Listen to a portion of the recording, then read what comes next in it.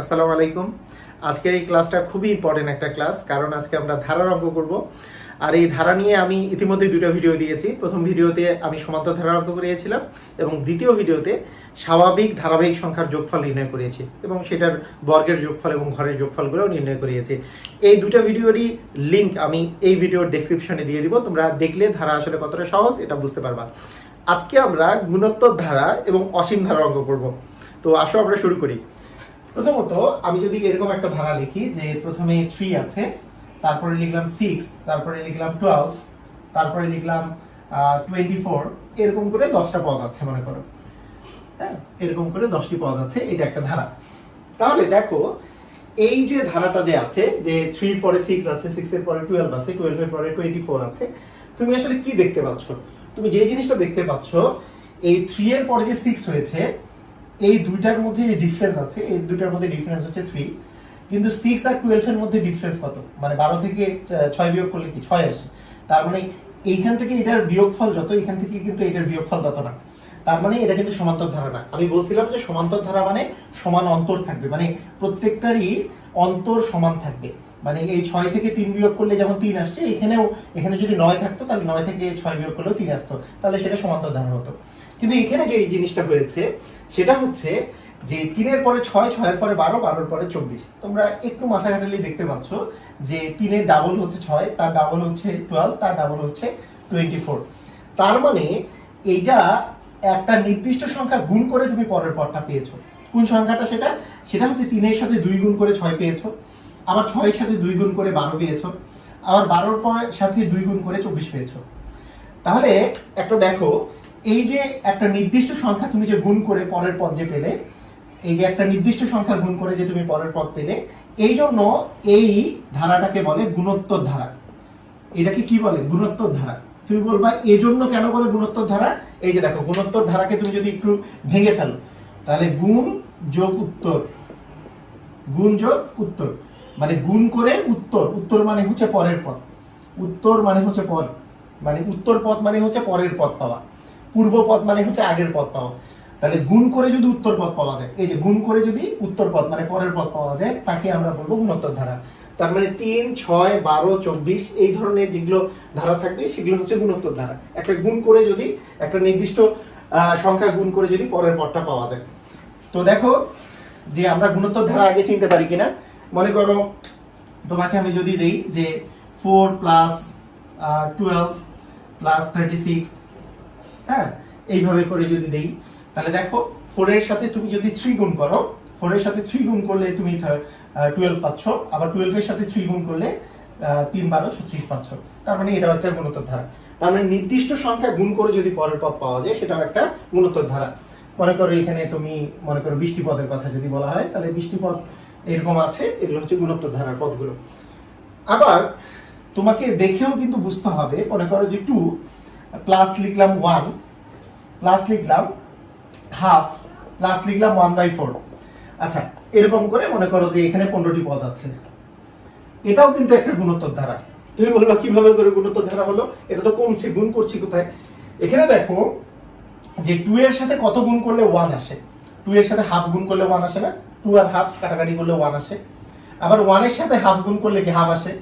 আবার হাফের সাথে হাফ গুণ করলে কি 1/4 আসে? তার মানে দেখো প্রত্যেকবার হাফ গুণ করে করে কিন্তু পরের পদটা পাচ্ছ। তার মানে এটাও একটা গুণোত্তর ধারা।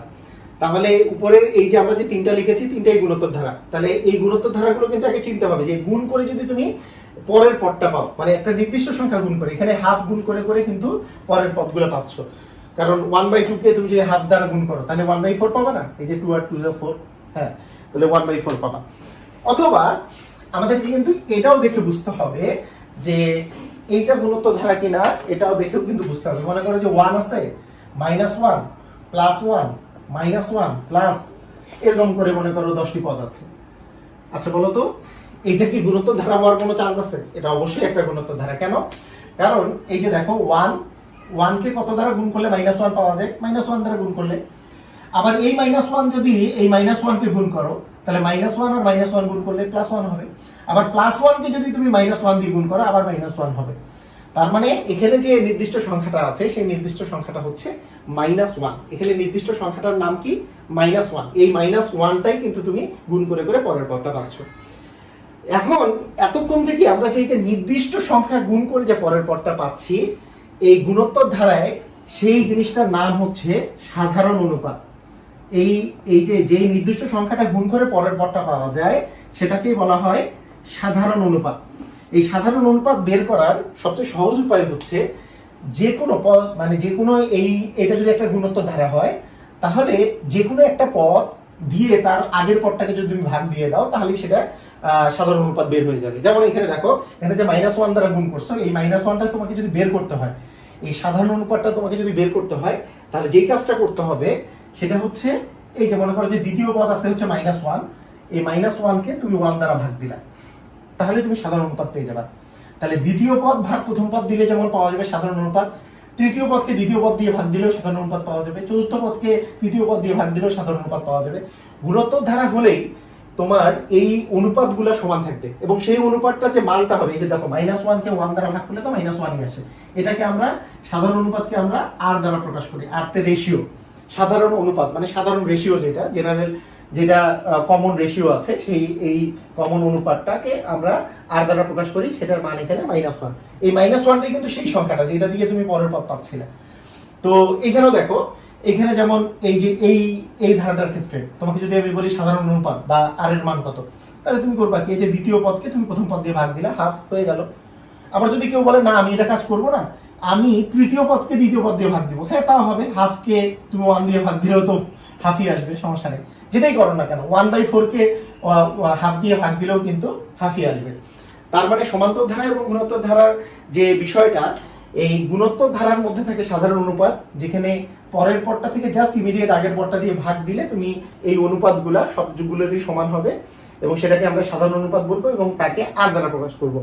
আর আমাদের সমান্তর ধারাতে কি বলছিলাম, সমান্তর ধারায় এই অন্তরগুলা সমান থাকে, সেখানে বলে সাধারণ অন্তর। সাধারণ অন্তরকে আমরা d দ্বারা প্রকাশ করছিলাম, তাই না? ওকে, ঠিক আছে, তাহলে আমরা এই ডিফারেন্সগুলো বুঝে গেছি। তো এখন আরো মজার একটা বিষয় দেখো, এতক্ষণ থেকে তো তোমাদেরকে গুণোত্তর ধারার আসলে জিনিস কোনগুলো গুণোত্তর ধারায় এটা বোঝালাম। এখন আমি যদি তোমাদেরকে বলি যে একটা পদ, যেটার প্রথম পদ মনে করো a দেওয়া আছে, এইটা যদি একটা গুণোত্তর ধারা হয়, তাহলে গুণোত্তর ধারা তো একটা নির্দিষ্ট সংখ্যা গুণ করে পরের পদ পাবা। সেই সাধারণ অনুপাতটা যদি r হয়, তাহলে এর পরের পদটা হবে কি, ar। বুঝতেই তো পারতেছো, আমি একটু আগে বললাম না যে একটা নির্দিষ্ট সংখ্যা গুণ করে পরের পদ পাইলেই তো সেটা গুণোত্তর ধারা, না তাহলে না, তা যদি না হয় তাহলে তার গুণোত্তর ধারা হবে না। তো সেই নির্দিষ্ট যেই সংখ্যাটা গুণ করে পরের পদটা পাবা, সেইটাই তো সাধারণ অনুপাত ছিল। সেটাকে যদি আমরা r দ্বারা প্রকাশ করি, তাহলে প্রথম পদ যদি a হয়, তার দ্বিতীয় পদ হবে ar। তৃতীয় পদ কি হবে, ar এর সাথে আবার একটা r গুণ যাবে, কারণ r দিয়ে তো গুণ করতে হচ্ছে প্রতিবার। একে r দ্বারা গুণ করলাম, তাকে আবার r দ্বারা গুণ করলাম, তাহলে ar ইন্টু r মিলে ar স্কয়ার। তারপরের পদ কি হবে, আরেকবার r দ্বারা গুণ করলে হবে ar কিউব। বুঝতে পারতেছো? তো দেখো, এরকম করে আমরা মনে করো যে n তম পদ বের করব। যদি এই ধারাটায় মোট n টা পদ থাকে, তাহলে n তম পদে আসলে এটার মানটা কিরকম হতে পারে সেটা আমরা বের করব। তো সেটা এখানে লিখি, এই গুণোত্তর ধারার n তম পদ আসলে কত হবে। তার গুণোত্তর ধারার n তম পদ কত হবে, এটা আসলে খুবই সহজ। তুমি একটু মাথা খাটাও, যে এটা হচ্ছে প্রথম পদ, সেটাতে a আছে, দ্বিতীয় পদে ar আছে, তৃতীয় পদে ar স্কয়ার আছে। দেখো, এটা হচ্ছে প্রথম পদ, এটা হচ্ছে দ্বিতীয় পদ, এটা হচ্ছে তৃতীয় পদ। একটু চিন্তা করো তো, যে দ্বিতীয় পদে a এর উপরে কিন্তু r আছে, তৃতীয় পদে a এর উপরে r স্কয়ার আছে, 4 নাম্বার পদে চতুর্থ পদে a এর উপরে r কিউব আছে। তুমি বলো তো n তম পদে a r টু দি পাওয়ার কি n থাকবে নাকি একটা কম থাকবে? এই যে দেখো, তৃতীয় পদে এখানে 2 আছে, চতুর্থ পদে এখানে 3 আছে, তাহলে n তম পদে কি হবে, a r n-1 এটা হবে, তাই না? যে n তম পদ যদি আমি তোমাকে বলি, তাহলে n তম পদ হবে a r to the power n-1। তো এটা হচ্ছে আমাদের n তম পদের সূত্র। আর আরেকটা হচ্ছে আমাদেরকে মাথায় রাখতে হবে যোগফলের সূত্র। এই যোগফলের সূত্র দুটো যদি তুমি মাথায় রাখতে পারো, তাহলে গুণোত্তর ধারাও শেষ, অসীম ধারাও শেষ। তাহলে এই যে যোগফলের যে সূত্র, কতগুলা যোগফল, সেটা হচ্ছে nটি পদের যদি যোগফলের কথা যদি বলা হয়, এনটা পদের যোগফলের সূত্র। এখানে সূত্র একটাকে আমরা দুইভাবে করে লিখি, যে যখন আর এর মান যদি গ্রেটার দেন 1 থাকে তখন আমরা সূত্রটা এইভাবে লিখি, a into r to the power n minus 1 division r minus 1। এটা হচ্ছে এনটা পদের যোগফল যদি আর এর মান গ্রেটার দেন 1 হয়, তাহলে আমাদের যোগফলের সূত্র হচ্ছে এটা। আর যদি আর এর মান লেস দেন 1 হয় তাহলে সূত্র একই, খালি 1টা সামনে আসবে, আর এনটা এখানে ডান পাশে চলে যাবে, এখানেও 1টা সামনে আসবে, আরটা ডান পাশে যাবে। আর এর মান যদি লেস দেন 1 হয় তাহলে r to the power n division 1 minus r, যদি আর লেস দেন 1 হয়। যদিও এই দুটা সূত্র কিন্তু একই সূত্র, মানে জাস্ট এটা এখান থেকে মাইনাস, দুই জায়গা থেকে মাইনাস কমন নিলে মাইনাস মাইনাস কাটা যায়, কিন্তু এটাই আসবে। তারপরে আমাদের ট্রেডিশনাল নিয়ম হচ্ছে আর গ্রেটার দেন 1 হলে আমরা উপরের সূত্র ইউজ করব, আর লেস দেন 1 হলে নিচের সূত্র ইউজ করব। তো আমাদের এই জিনিসটা হয়ে গেল। এবং আরেকটা সূত্র আমি সাথে একটু লিখে দিব, তোমরা একটু লিখে রাখো, সেটা হচ্ছে যদি অসীম ধারা হয়, অসীম মানে n তম পদ বের না করে বললো যে এরকম একটা ধারা দিয়ে দিল যে 2 4 8 16 এরকম একটা ধারা, হ্যাঁ, বা তোমার 10টি পদের সমষ্টি কত সেটা তো বলে দিলে তোমরা জাস্ট এগুলা এই সূত্রগুলো ইউজ করবা। যদি আর গ্রেটার দেন 1 হয় এটা, আর লেস দেন 1 হয় এটা। আর যদি অসীমতক সমষ্টি বলে, অসীমতক সমষ্টি, তাহলে তোমরা জাস্ট যে কাজটা করবা সেটা হচ্ছে a বাই 1 মাইনাস r। এই অসীমতক সমষ্টির ফর্মুলা হবে a বাই 1 মাইনাস r। এতটুকু ফর্মুলা, এই ফর্মুলাগুলো মনে রাখলেই শেষ। তাহলে n তম পদ হচ্ছে a r to the power n minus 1, আর n টি পদের যোগফল হবে a r to the power n minus 1 division r minus 1। আর এটাকেই জাস্ট 1 গুলা সামনে দিয়ে r গুলাকে পিছনে দিলেই তোমার হচ্ছে r লেস দেন 1 এর জন্য সূত্র। আর অসীমতক সমষ্টির জন্য এই যে দেখো, এইটুকের ভ্যালুটা বাদ দিয়ে দিলে, এইটুকের ভ্যালু যদি 1 চিন্তা করো তাহলে a বাই 1 মাইনাস r আসে, সেটাই হবে অসীমতক সমষ্টি। এই আর কি আমাদের। এখন আমরা অঙ্ক করতে পারি, আসলে আমরা অঙ্ক শুরু করি। অঙ্ক করতে কিন্তু খুবই মজা, গুণিত ধারার অঙ্ক করা খুবই মজা।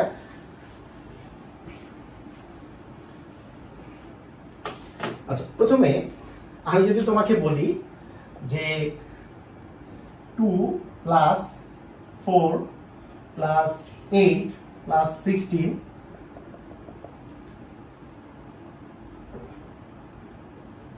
নবম পদ কত?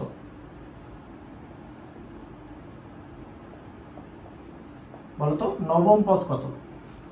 এই ধারাটার নবম পদ কত হবে? তাহলে তুমি কিভাবে করে এটা নবম পদ বের করবা?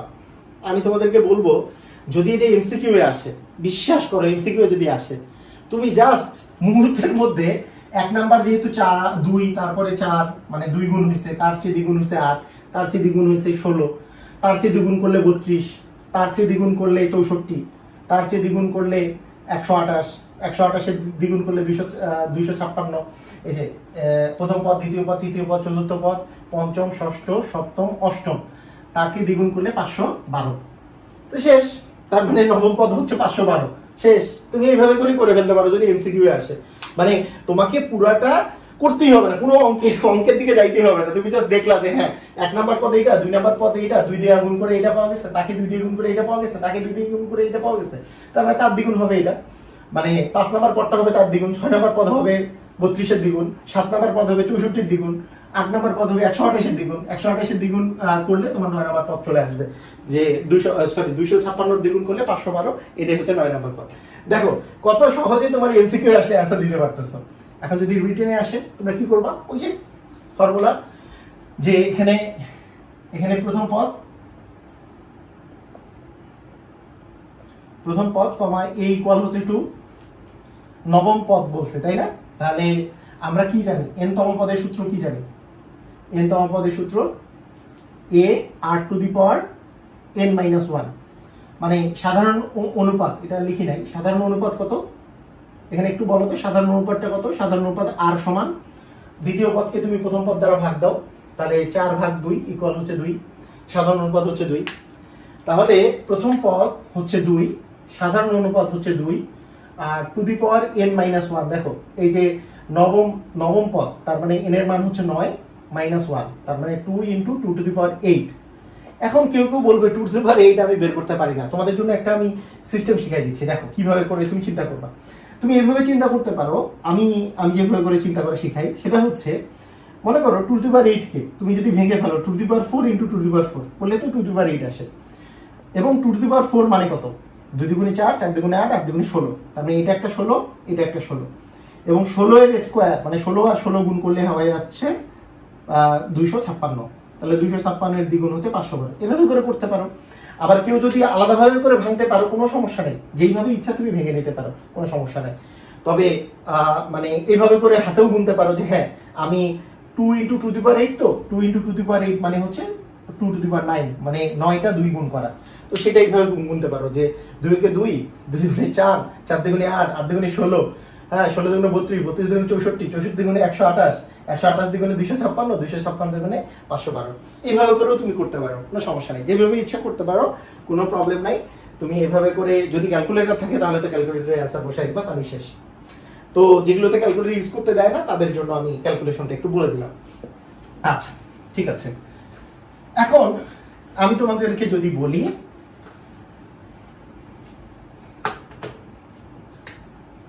32 প্লাস 16 প্লাস 8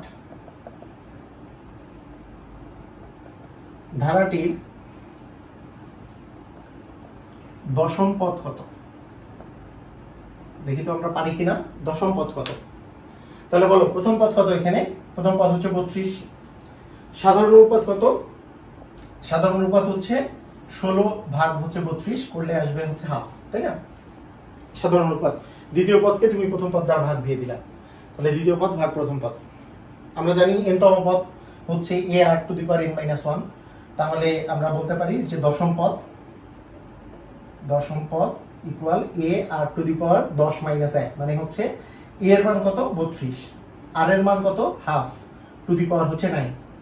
এখন তুমি বলবা যে 2⁹ এর মান তো জানি না, 2⁹ এর মান একটু আগে বের করা শিখাইছি, কিভাবে বের করবা? হাত দিয়ে গুনো, হাত দিয়ে গুনতে থাকো, হাত দিয়ে গুনে বের করতে পারো। অথবা আরেকটা কাজ করতে পারো, যে আগে যেরকম করলাম যে 2 ইন্টু 2⁴ ইন্টু 2⁴ করলে কি 2⁹ আসবে না? 2⁴ আর 2⁴ মিলে 2⁵, আর একটা 2 দিয়ে গুণ করলে 2⁹ আসবে। আচ্ছা আসলো। এখন তুমি এটা কাজ করতে পারো যে একটা 2⁴ মানে হচ্ছে 16, 16 আর 2 গুণ করলে হচ্ছে 32, এখানে কিন্তু 32 আছে, ইন্টু 2⁴, তার মানে এই জায়গায় 32 কিন্তু কাটা চলে গেল, তাহলে 1/2⁴ মানে 1/16 হবে অ্যান্সার। তো এইভাবে করে তুমি সহজেই ক্যালকুলেট করতে পারবা, খুবই সহজে তুমি ক্যালকুলেট করতে পারবা। এবং যদি ক্যালকুলেটর ব্যবহার করতে না দেয়, এইগুলো অঙ্কে সাধারণত অনেক সময় বড় অঙ্ক যখন দেয়া থাকে তখন পাওয়ার দিয়েই অ্যান্সারে দেওয়া থাকে, অনেক সময় দেওয়া থাকে পাওয়ার দিয়ে অ্যান্সারে দেওয়া আছে, এরকম করে থাকে। তো আসো আরেকটা টাইপের অঙ্ক করি, যে কিভাবে করে করা যেতে পারে আমরা দেখি।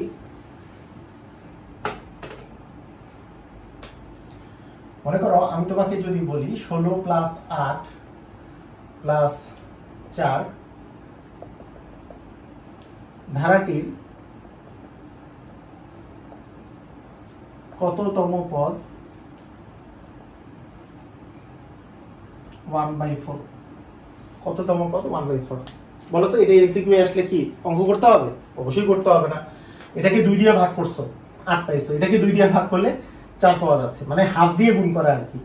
মানে 2 দিয়ে ভাগ করা মানে কিন্তু হাফ দিয়ে গুণ করা, মানে অ্যাকচুয়ালি একে হাফ দ্বারা গুণ করলে, 16কে হাফ দ্বারা গুণ করলে 1/8 পাওয়া যায়, 1/8 কে হাফ দ্বারা গুণ করলে 1/4 পাওয়া যায়। তার মানে 1/4 কে তুমি যদি হাফ দ্বারা গুণ করো তাহলে 2 পাওয়া যাবে, তার মানে 4 নম্বর পদটা কিন্তু 2। আবার 2 কে তুমি যদি হাফ দ্বারা গুণ করো, 2 আর হাফ কাটাকাটি করলে 1 পাওয়া যাবে, তার মানে 5 নম্বর পদ কিন্তু 1। আবার 1 কে তুমি যদি হাফ দ্বারা গুণ করো, হাফ পাওয়া যাবে, তার মানে আমার তারপরের পদটা হচ্ছে হাফ। তারপরে যদি তুমি আরেকবার হাফ দ্বারা গুণ করো তাহলে পাওয়া যাবে 1/4। আমার কিন্তু 1/4 এসে গেছে। এখন দেখতে হবে 1/4 কত নম্বর পদ? 1 2 3, তারপরে 4 5 6 7 নম্বর পদ, তার মানে অ্যান্সার হবে সপ্তম পদ। তো দেখো কত মজা করে কিন্তু আমি বের করে ফেললাম যে এটা হচ্ছে সপ্তম পদ। কিন্তু যদি রিটেনে আসে তুমি কি করবা? কোনোই ব্যাপার না, এটা তোমরা জাস্ট নরমালি বের করে ফেলতে পারবা।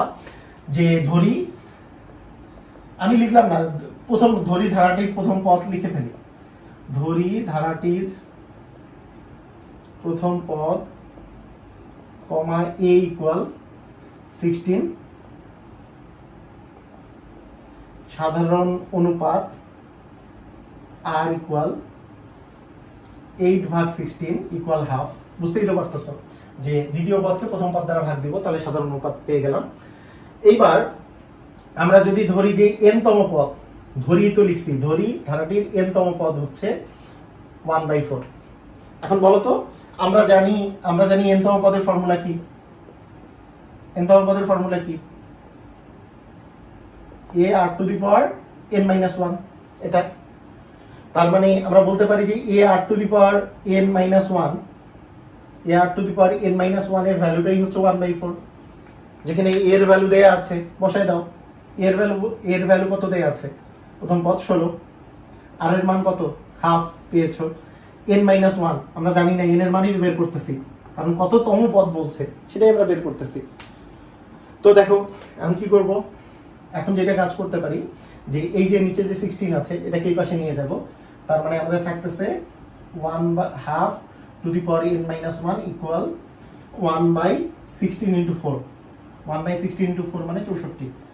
আচ্ছা 64 মানে 1 এই এখন দেখো, এখন একটা মজার ব্যাপার দেখো, 64 2 টু দি পাওয়ার কত সেটা যদি তুমি চিন্তা করো, তো অনেকে এটা মানে বের করতে অনেক সমস্যা হয়। তুমি এভাবে চিন্তা করতে পারো যে 64 মানে তো 8 গুণন 8। 64 মানে কি 8 গুণন 8। তুমি এভাবে চিন্তা করতে পারো, 8 মানে কি 2 এর উপর কিউব দিলে 8 পাওয়া যায়। তাহলে 2 এর উপর কিউব গুণন 2 এর উপর কিউব, তাহলে দুইটা 2 এর উপর কিউব গুণ করলে 2 টু দি পাওয়ার 6 আসলে। বুঝো না? 2 টু দি পাওয়ার 6 মানে আসলে 64, 64। মানে এভাবেও গুনতে পারো যে 2 কে 2, 2 দুগুণে 4, 4 দুগুণে 8, 8 দুগুণে 16, 16 দুগুণে 32, 32 দুগুণে 64, এই যে 6 চলে আসছে। তার মানে 2 টু দি পাওয়ার 6 মানে 64। তার মানে এখানে half to the power n - 1 equal হচ্ছে হাফ টু দি পাওয়ার 6 আসলো। তাহলে দেখো দুই পাশেই কিন্তু হাফ আছে, এই পাশেও হাফ, এই পাশেও হাফ। দুইটা হাফ যদি আমি কেটে দেই তাহলে আমাদের থাকতেছে কি যে n - 1 ইকুয়াল 6 বা n ইকুয়াল 6 + 1 ইকুয়াল হবে 7। তার মানে n এর মান 7 পাওয়া যাচ্ছে। তার মানে আমরা একটু আগে যে বের করলাম, আমরা লজিক্যালি বের করে ফেলছিলাম যে সপ্তম পদ হবে আসলে 1/4। এটা আমাদের রিটেনে করলে এরকম করে আসবে। এমসিকিউ আসলে এত বড় করার দরকার আছে? কোনো দরকার নেই, জাস্ট ওইভাবে করে মুহূর্তেই তুমি বের করে ফেলতে পারবা। ওকে, এখন পদের সমষ্টি নিয়ে আমরা কিছু অঙ্ক করি। পদের সমষ্টি মনে করো তোমাকে বলা হলো যে 3 + 6 + 12 প্লাস বলা হলো যে 10টি পদের সমষ্টি কত? 10টি পদের সমষ্টি কত? তো এই ধরনের অঙ্কে সাধারণত অ্যান্সারগুলো পাওয়ারেই দেওয়া থাকে। হ্যাঁ, যদি ক্যালকুলেটর ইউজ করতে না দেয় তাহলে পাওয়ারেই অ্যান্সার দেওয়া থাকে। তো আমরা 2 + 6 যদি দরকার মানে যদি মানে নরমালিও যদি অ্যান্সার দেওয়া থাকে কিভাবে বের করতে হবে আমি বলে দিচ্ছি। তো 10টি পদের সমষ্টি, এটা কিভাবে করব? এটা কিন্তু আর তম পদ না। পদের সমষ্টির সূত্র কি ছিল? দুইটা সূত্র ছিল। তার মধ্যে প্রথমে আমাকে a এর মান হচ্ছে 3, প্রথম পদ a এর মান হচ্ছে 3, আর r এর মান হচ্ছে দ্বিতীয় পদকে তুমি প্রথম পদ দিয়ে ভাগ দাও তাহলে আসবে হচ্ছে 2। তাহলে r এর মান 2, r এর মান 2 কি গ্রেটার দ্যান 1, 1 এর চেয়ে বড়। 1 এর চেয়ে যখন বড় হবে তখন কি পদের সমষ্টি যে আছে সেই সমষ্টির সূত্রটা কি ছিল? যে আমরা যদি বলি যে nটি পদের সমষ্টি, nটি পদের সমষ্টি, এই সূত্রটা ছিল হচ্ছে a r to the power n - 1। মনে আছে? a r to the power n - 1 division r - 1। আর যখন r এর মান যদি লেস দ্যান 1 হইতো, 1 এর চেয়ে যদি ছোট হইতো তাহলে কিন্তু 1টা সামনে আসতো, 8টা পরে আসতো। এই তো তোমাদের অঙ্ক তো আসলে শেষ অ্যাকচুয়ালি, এখন ক্যালকুলেশন জাস্ট। মানে a এর মান 3, r এর মান হচ্ছে এই যে r এর মান হচ্ছে 2, 2 টু দি পাওয়ার n মানে হচ্ছে আমাদেরকে বলা হয়েছে 10টি পদ। তার মানে এখানে লিখে দিই যে 10টি পদের সমষ্টি 2 টু দি পাওয়ার 10 মাইনাস হচ্ছে 1 ডিভিশন 10 এখানে হচ্ছে 2 - 1, 2 - 1 মানে তো 1ই।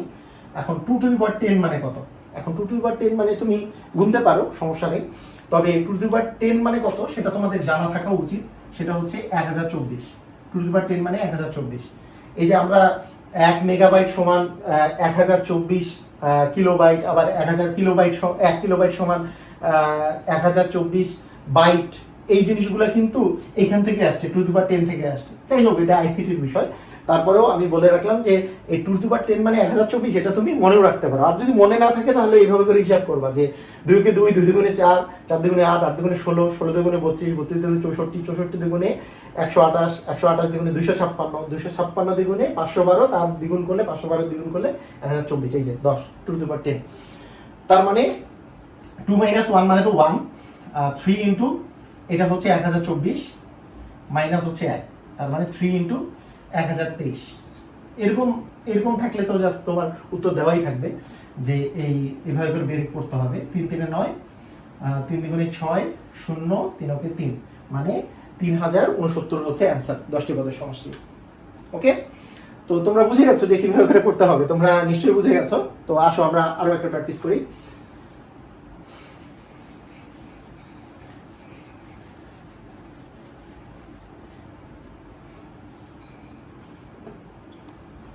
আচ্ছা, মনে করো তোমাকে আমি দিলাম যে 16 প্লাস 8 প্লাস 4 প্লাস, এখানে দিলাম 6টি পদের সমষ্টি, 6টি পদের সমষ্টি বের করা যাবে? দেখো তো সহজ কিনা। অবশ্যই সহজ। তুমি কি করবা? প্রথম পদ কত? প্রথম পদে ইকুয়াল কত? 16। সাধারণ অনুপাত 16, 8 ভাগ 16 করলে আসবে হাফ। দ্বিতীয় পদকে প্রথম পদ দিয়ে সবসময় ভাগ করতে হচ্ছে। হাফ কি 1 এর চেয়ে বড় না ছোট? 1 এর চেয়ে ছোট, তার মানে এটা তো লেস দেন 1। তাহলে আমরা জানি যে n তম পদের সমষ্টি, nটি পদের সমষ্টি, nটি পদের যে সমষ্টির যে সূত্র আছে, তখন কি আমরা কি দ্বিতীয় সূত্রটা ইউজ করব যে a 1 minus r to the power n division 1 minus r, যখন r লেস দেন 1। যেহেতু এখানে r এর মান 1 এর চেয়ে ছোট, এখন জাস্ট তুমি মান বসাই দাও। a এর মান হচ্ছে 16, 1 মাইনাস r, দেখো r এর মান কত? r এর মান হচ্ছে এখানে হাফ, তার মানে half to the power n, মানে হাফ টু দি পাওয়ার হচ্ছে n, n মানে কয়টা পদ? এখানে আমরা কয়টা পদের সমষ্টি বের করব? 6টি পদের সমষ্টি। তার মানে n এর মান হচ্ছে এখানে 6, n এর মান হচ্ছে এখানে 6, তাহলে 1 মাইনাস r, তার মানে 1 মাইনাস হাফ। এইভাবে করে করলেই হয়ে গেল। এখন 16 ইন্টু 1 মাইনাস, দেখো 1 বাই 2 টু দি পাওয়ার 6 মানে কত? 2 টু দি পাওয়ার 6 মানে একটু আগে বললাম 2 এর উপর কিউব, 2 এর উপর কিউব, দুইবার গুণ করলে 2 টু দি পাওয়ার 6 হয়। তার মানে 2 এর উপর কিউব মানে 8, 8 ইন্টু 8 মানে 64। তার মানে 2 টু দি পাওয়ার 6 মানে কিন্তু 64। আমি কিভাবে বের করলাম বলে দিচ্ছি বারবার। 2 টু দি পাওয়ার 6 মানে 2 কিউব ইন্টু 2 কিউব চিন্তা করতে পারো। 2 কিউব মানে 8, 8 ইন্টু 8 মানে 8 8 64। এভাবে চিন্তা করতে পারো, একটু ফাস্ট হবে, তোমার চিন্তা ভাবনা একটু ফাস্ট হবে। তাহলে 1 বাই এখানে আস্তে আস্তে 64, আর 1 থেকে হাফ ভাগ করলে তো হাফ থাকে। এখান থেকে তুমি যদি 16 ইন্টু 1 মাইনাস 1 বাই 64 করলে কি আসবে? 64 উপরে থাকবে, 64 মাইনাস 1 মানে 63, আর নিচে তো হাফ থাকতেছে।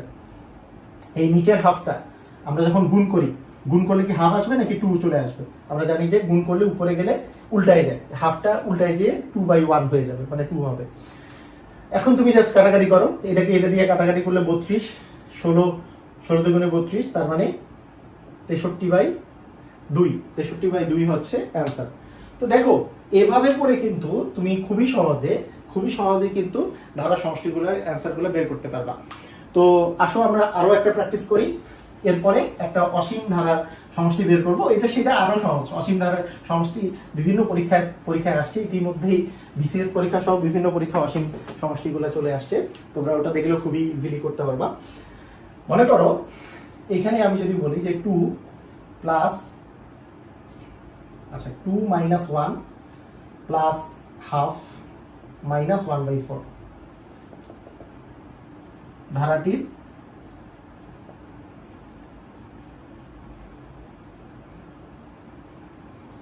পাঁচটি পদের সমষ্টি।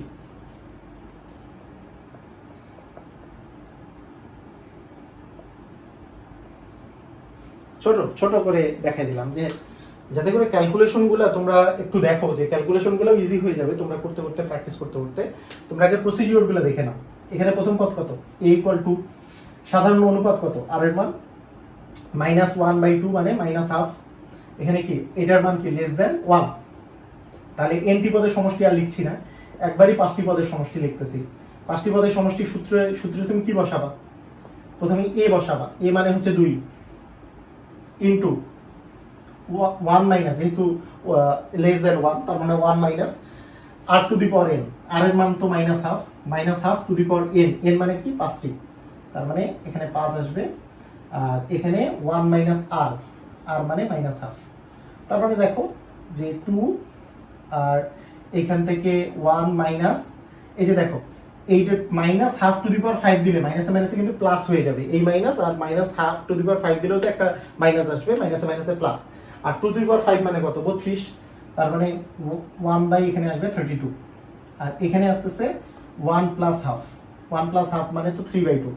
এখানে তুমি যদি ক্যালকুলেট করো যে 2 ইন্টু এখানে আসতেছে 32, উপরে আসতেছে 33, নিচে 1 প্লাস হাফ মানে 3/2, তার মানে এটাকে তুমি যদি ক্যালকুলেট করো 2 ইন্টু 33/32 ইন্টু 2/3, এটা নিচে ছিল, এটা উপরে গেলে উল্টে যাবে। এখন কাটাকাটি করো, এটা হচ্ছে 11, 16, আর এখানে আসতেছে 8, তার মানে 11/8 হবে অ্যান্সার। তো দেখো এভাবে করে তোমাকে ক্যালকুলেট করতে হবে, আর ক্যালকুলেশনকে ভয় পাওয়া যাবে না, তুমি ক্যালকুলেশনকে ভয় না করলে তুমি এগুলো অঙ্ক পারবা, আর ক্যালকুলেশন ভয় করলে কিন্তু অঙ্কগুলো তুমি পারবা না। তো আসো এই ধরনের অঙ্কে যদি অসীম সমষ্টি দেওয়া থাকে, যে অসীম পর্যন্ত সমষ্টি বের করো, এই টাইপের কিছু যদি দেওয়া থাকে, তাহলে তুমি কিভাবে করে করবা? অসীমতক সমষ্টি পর্যন্ত বের করতে যদি বলে, ধরো তোমাকে আমি বললাম যে 2 প্লাস 1 প্লাস হাফ প্লাস 1/4 ধারাটির অসীমতক সমষ্টি কত?